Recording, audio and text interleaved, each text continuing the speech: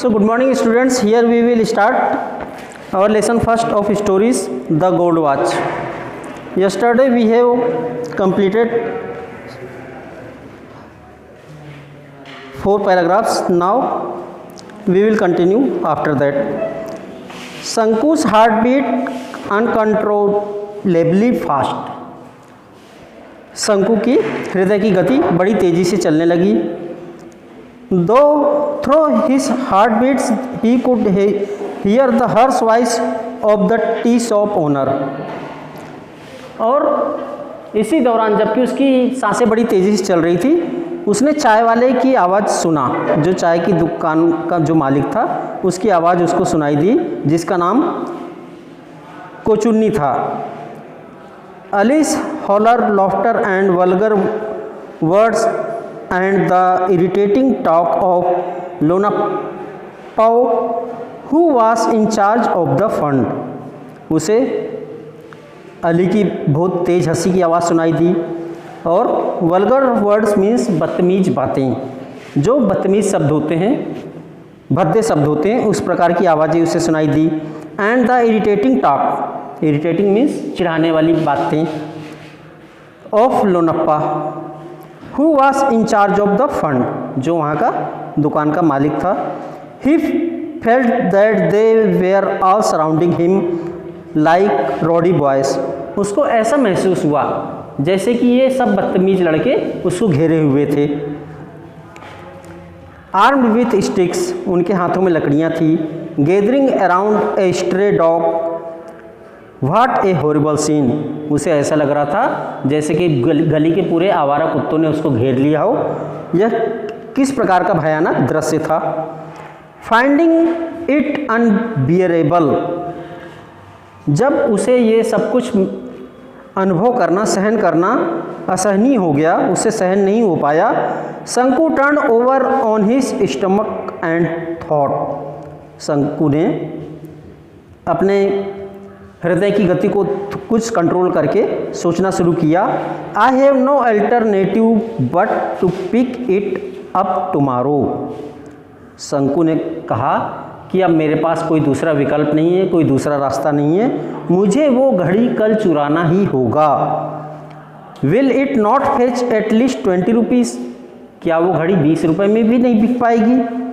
Even 15 will do. अगर नहीं बिकेगी 20 रुपये में तो 15 में तो बिक ही जाएगी. 15 + 8.5 दैट इज 23.5 रुपीज़. उसने सोचा अगर 15 रुपये की घड़ी बेच दूंगा तो 8.5 रुपये मेरे पास हैं, मेरे पास टोटल 23.5 रुपये जमा हो जाएंगे.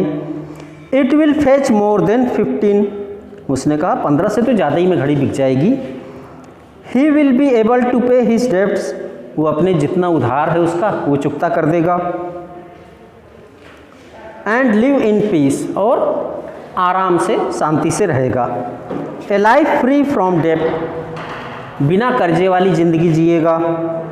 With a feeling of relief he drifted into a light sleep. और जब उसे कुछ राहत मिली, अपने आप में कुछ उसको महसूस हुआ कि मैं कर्जा चुकता कर पाऊंगा, तो उसने हल्की सी नींद की झपकी लिया.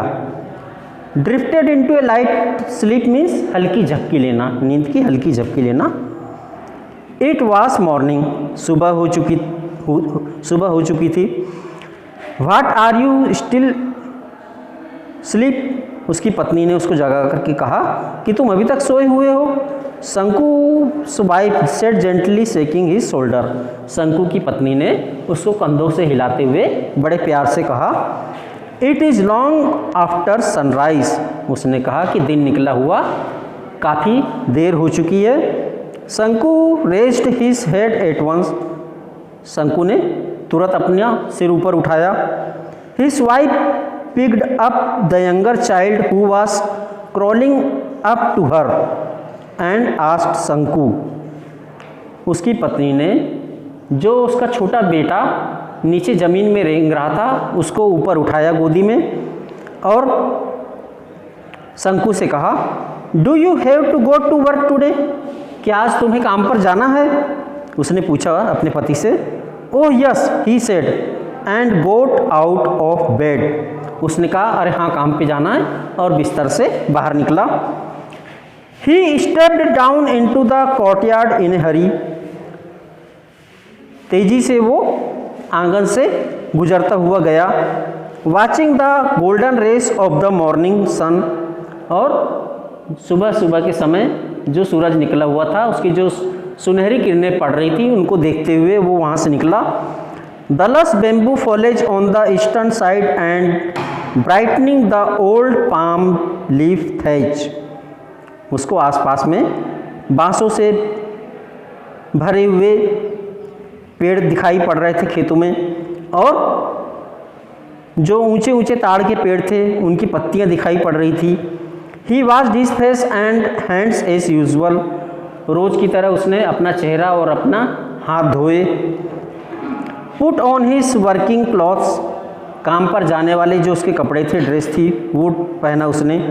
And was about to leave from his factory when his wife said, और जब वो फैक्ट्री के लिए घर से निकलने ही वाला था तभी उसकी पत्नी ने उससे कहा, listen you must buy some ointment for the child. उसकी पत्नी ने कहा, सुनो तुम्हें बच्चे के लिए कुछ मलहम लाना होगा।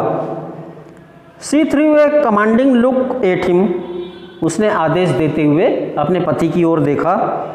शंकु felt that each of the sores on the child's festering body was staring at him in a gruesome way.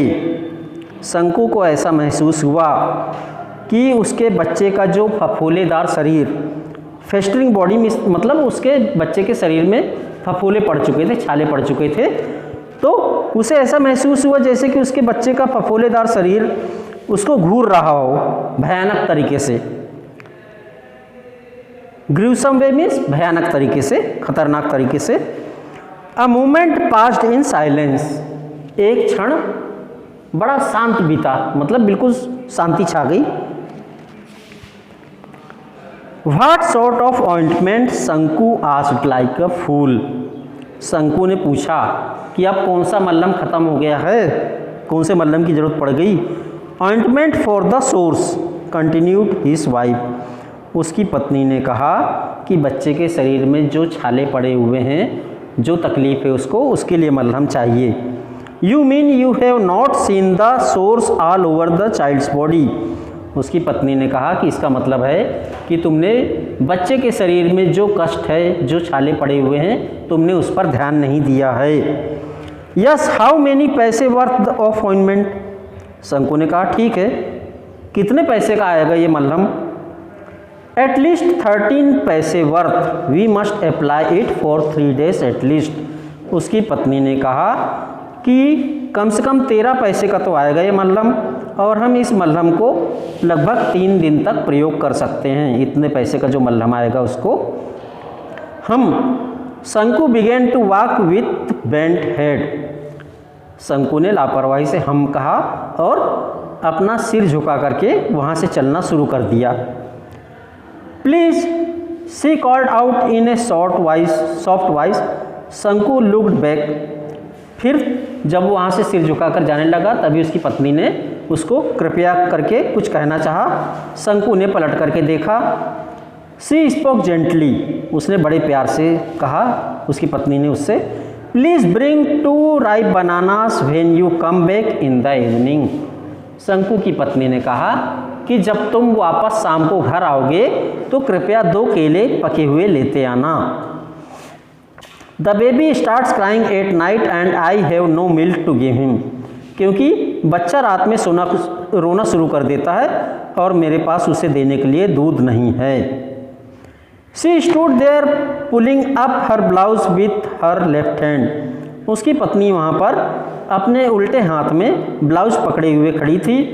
Then Shanku noticed her belly bulging out, was yet another burden on the way, अब शंकु ये देख रहा था कि उसके ऊपर कोई ना कोई बर्डन, बोझ बना हुआ था, नया नया बोझ बढ़ते जा रहा था। शंकु वाज स्टन्ड, स्टन्ड मीन्स दुख से भर जाना, दुख से सन्न रह जाना। शंकु दुख से भरा हुआ था। He cursed himself and with a deep sigh he resumed his walk to the factory.